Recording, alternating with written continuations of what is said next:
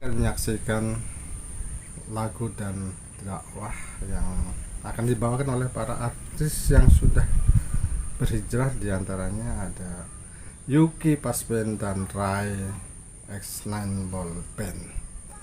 Mereka akan tampil di acara yang digelar oleh Rumah Berbagi Palembang.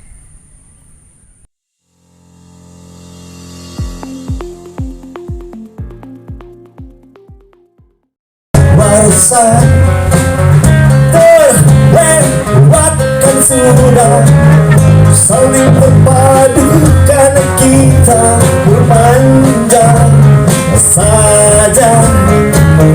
Terubah kita tercandu dalam dahaga, meredup sibuk hausnya raga saja.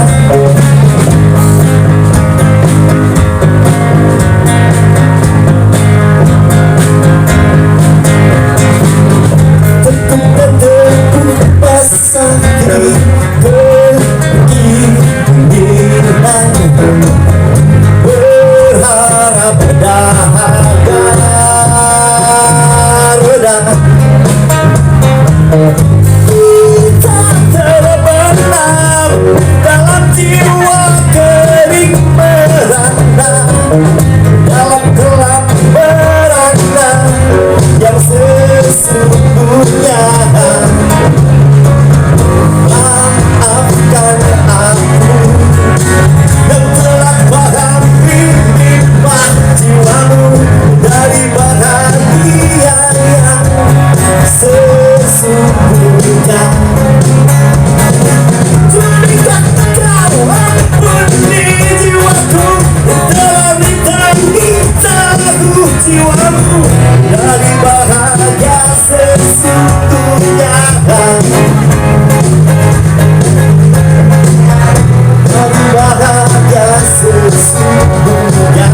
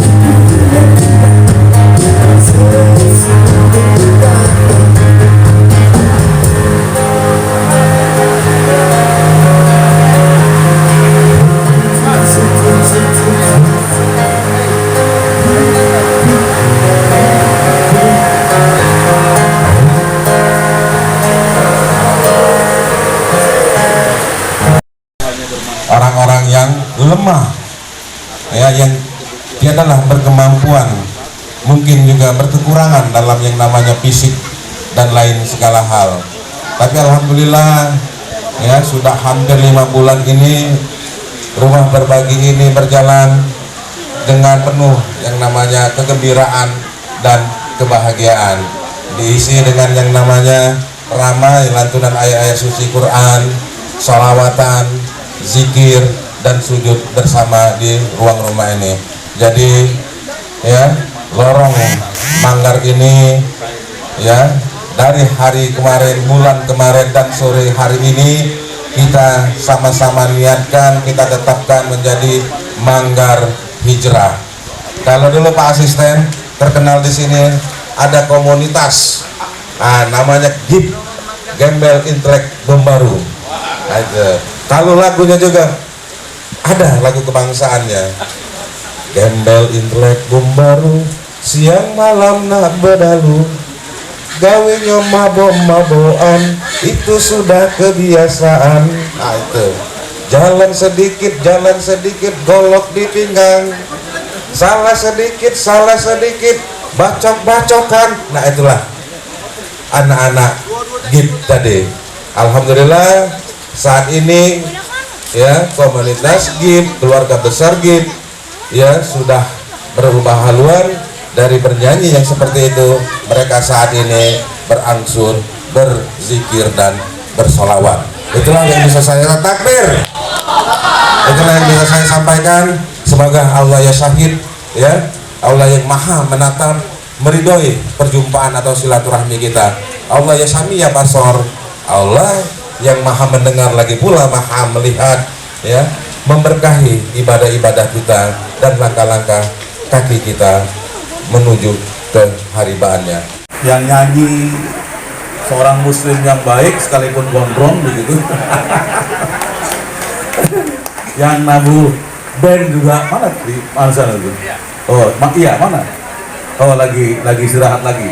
Habis gebukin band dia langsung istirahat lagi gitu. Bapak Ibu yang berbahagia, tadi Pak Gubernur sudah kesini dan saya karena terjadwal di sini jam 3.30, tadi sudah saya mau berangkat tapi azan saya penuhi dulu panggilan Allah Subhanahu Wa Taala baru di sini dan ternyata luar biasa. Sekalipun mohon maaf perkampungan yang agak sempit, tapi mudah-mudahan hatinya semuanya lebar karena hidayah dari Allah Subhanahu Wa Taala. Tentunya Mas Iril dan sahabatnya, kakaknya, saya lupa tadi namanya. Pak Bana. Asal jangan banana aja lah. Mas Bana dan Mas Iril ini satu ide cerdas terkait dengan bagaimana kemudian kita harus berbagi. Tadi menceritakan bagaimana Rasulullah Shallallahu Alaihi Wasallam terkait dengan indahnya orang yang berbagi. Sampai kemudian Rasulullah Shallallahu Alaihi Wasallam kepada orang yang menanggung, apakah dia, mohon maaf, yang namanya yatim bisa jadi karena laisa lahu aba, tetapi juga bisa jadi laisa lahul mal. Yatim itu bisa jadi tidak punya ayah, tetapi juga yatim juga tidak punya kehidupan. Maka orang yang menghidupi anak-anak seperti ini, Rasul menjaminnya, hakadha fil jannah. Dia dengan kami, kata Rasul, itu bersama seperti ini, digambarkan dua jari, betapa dekatnya orang yang memberikan bagian dari dirinya maupun dari orang lain, diberikan kepada orang lain, yang itu menjadi wasilah insya Allah kebahagiaan dunia akhirat.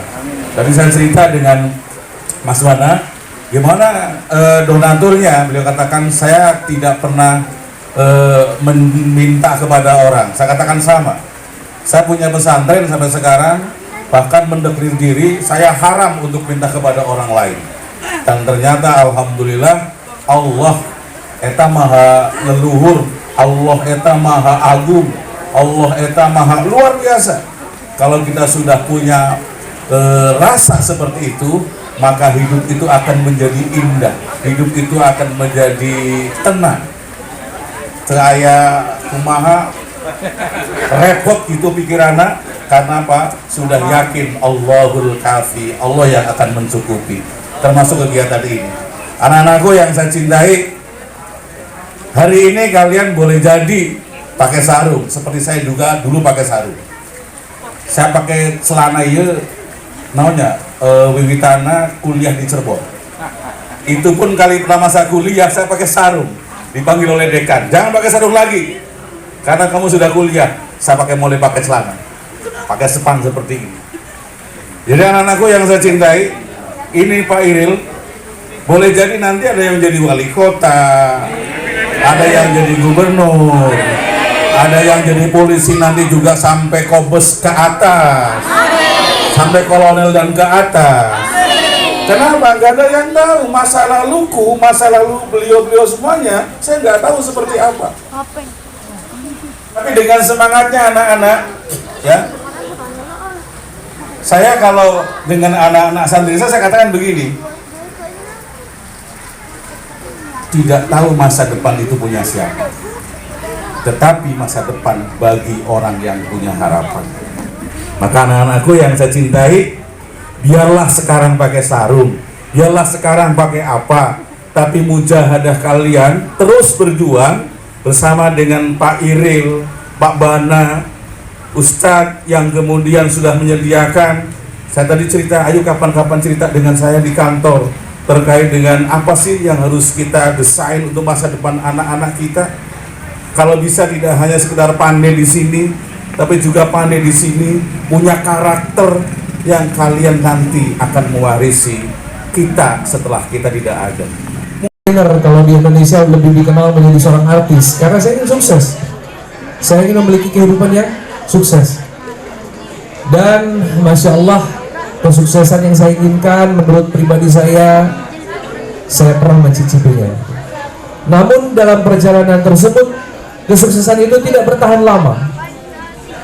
Kenapa? Mengingat umur yang terus bertambah, pesaing-pesaing yang terus muncul, yang lebih hebat, lebih ganteng, suaranya lebih merdu, lagunya lebih digemari, lebih terkenal, panggilan manggungnya lebih banyak, dan lain sebagainya. Akhirnya di situ saya berpikir, jangan-jangan kesuksesan yang saya pikirkan sekarang ini, yang hanya memikirkan kesuksesan dunia ini, jangan-jangan salah. Akhirnya saya berpikir dan Allah beri saya hidayah. Saya dibawa oleh seorang dai yang datang tidak diundang, pulang gak minta amplop, Pak Haji. Dibawa ke masjid saya. Di masjid itu saya dengar Ustaz tausiah. Tausiah Ustaznya seperti ini. Dia bercerita tentang perumpamaan. Ada seorang raja katanya. Tapi raja ini sudah tua sekali, sudah tua rajanya. Maka raja ini akan lengser atau turun dari tahtanya, berhenti jadi raja. Sebelum itu raja berikan sayembara, berikan apa namanya ya, seperti barusan apa sayembara ya, kuis dan lain sebagainya. Mau bagi-bagi hadiah. Maka raja kumpulkan seluruh apa namanya penghuni kerajaan, dan raja ini mulai berkata, saya ini sudah tua katanya, sebentar lagi mungkin saya mati. Jadi sebelum saya turun daripada tahta sebagai seorang raja, saya mau bagikan seluruh harta kekayaan saya. Maka apapun yang kalian sentuh di kerajaan ini akan menjadi milik kalian sepenuhnya. Saya duduk di masjid itu menyaksikan dengan seksama, dengan sangat penuh konsentrasi. Lalu yang hadir di kerajaan itu dari mulai panglima perang, perdana menteri, permaisuri, pembantu-pembantu, penjaga taman dan lain sebagainya, semua siap-siap. Kata raja, apa yang kalian sentuh, kalian raih di kerajaan ini akan menjadi milik kalian sepenuhnya. Maka dalam hitungan ketiga semua orang sibuk mencari apa yang seharusnya saya sentuh, saya raih. Ada yang lari menuju peti emas, ada yang peti yang berisikan emas, ada yang berlari menuju peti yang berisikan dinar, dirham atau uang, ada yang berlari mengejar-ngejar permaisuri raja, karena kata raja apa yang kalian sentuh akan menjadi milik kalian. Tapi ada satu orang yang diam di pinggir raja, diam saja. Ini tukang sapu, dia cuma pegang sapu saja. Terus raja tanya, tukang sapu, kamu kenapa diam aja? Kamu juga boleh, kamu ambil apa saja yang mau menjadi milik kamu. Terus tukang sapu ini cerdas. Dia lepas sapunya, lalu dia pegang pundak Tuan Raja. Tuan Raja katakan, barusan apa yang saya sentuh, saya pegang akan menjadi milik saya sepenuhnya. Kalau saya kejar emas, saya hanya akan dapatkan emas. Kalau saya kejar permaisuri, saya hanya akan menikahi seorang permaisuri raja. Tapi apabila raja yang saya pegang berarti raja milik saya. Kalau raja milik saya berarti kerajaan ini milik saya, seluruh penghuninya milik saya, dan seluruh harta yang ada di kerajaan ini pun milik saya. Ini tukang sapu cerdas. Ini bukan kisah nyata, tapi ini hanya sebuah dongeng perumpamaan. Lalu Ustadz ini cerita, begitulah dalam kehidupan di dunia ini. Masing-masing orang berpikir bagaimana caranya sukses menurut pribadinya masing-masing. Saya berpikir, saya ingin sukses berarti saya harus jadi artis, saya akan sukses. Ada yang berpikir saya sukses kalau saya jadi polisi, saya sukses kalau jadi presiden, saya sukses kalau jadi atlet, saya sukses kalau jadi seniman, jadi politikus dan lain sebagainya. Tapi jarang orang yang berpikir barang siapa mendekati Allah sejengkal, maka Allah akan mendekati dia sehasta. Siapa yang menghampiri Allah berjalan, maka Allah akan berlari menghampirinya. Siapa yang dapatkan Allah, maka dia akan dapatkan segala-galanya. Maka ketika saya mendengar cerita Ustadz ini, saya langsung katakan dalam hati saya, ini kesuksesan yang saya cari. Ya, maka pesan yang tersimpan di sini, semua ingin sukses, tapi Allah Subhanahu wa Ta'ala katakan, kemuliaan hanya milik Allah dan Rasulnya dan orang-orang beriman. Ini sudah satu ketetapan Allah Subhanahu wa Ta'ala, tidak bisa diganggu-gugat. Siapa yang ingin mulia hidupnya, maka dia harus memiliki iman dalam hatinya.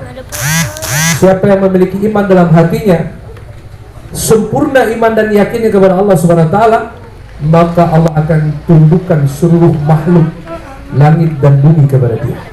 Dan ini telah dibuktikan oleh para sahabat ajma'in. Mereka telah tundukkan seluruh makhluk. Mereka telah tundukkan seluruh makhluk. Bagaimana kita dengar Sayyidina Umar mengirim surat kepada sungai Nil. Sungai dikirim surat, lalu sungai ini mengalir.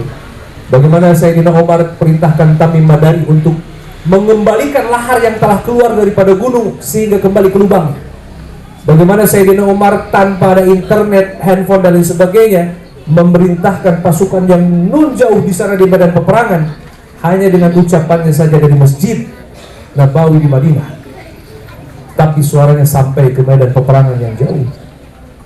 Bagaimana Sayyidina Umar menginjakkan kakinya ketika terjadi gempa di Madinah. Dia katakan, apakah aku kurang adil dalam memimpin sehingga kamu berani bergoyang-goyang wahai bumi? Dan bumi pun berhenti bergoyang, berhenti bergempa hingga detik ini. Dan Nabi SAW katakan, nanti di kubur Sayyidina Umar akan ditanya oleh Munkar dan Nakir, malaikat penjaga kubur. Munkar Nakir akan bertanya, Marrobuka, siapa Tuhan kamu?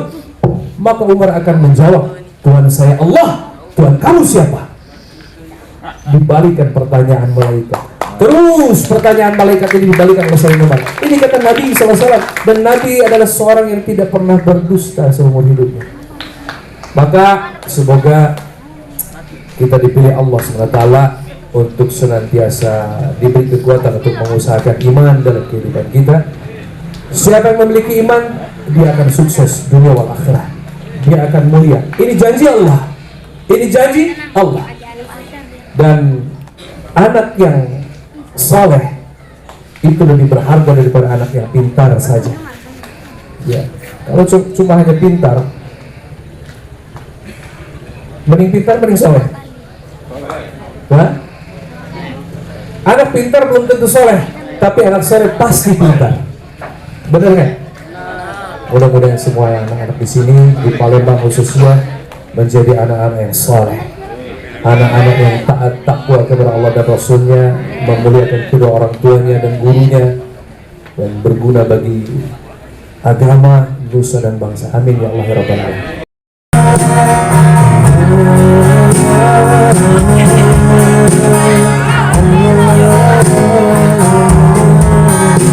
Wahai manusia, jangan engkau tertipu daya oleh dunia yang fana sebagai tempat ujian bagi kita.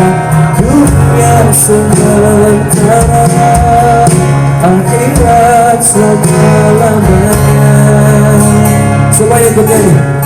Orang kaya, orang miskin, raja-raja, rakyat kuasa, semua akan dimiliki. Demi mencari hidup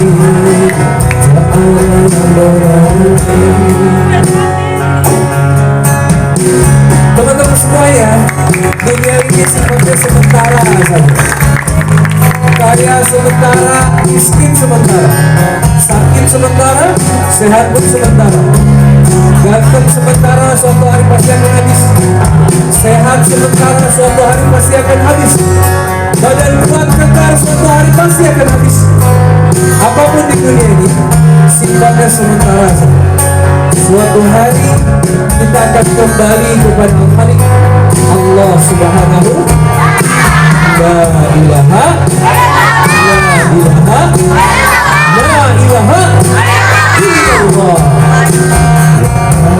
Manusia, jangan engkau tertipu daya oleh dunia yang fana, sebagai tempat ujian bagi kita. Dunia sementara, akhirat selama-lamanya. Semuanya ikut nyanyi lagi.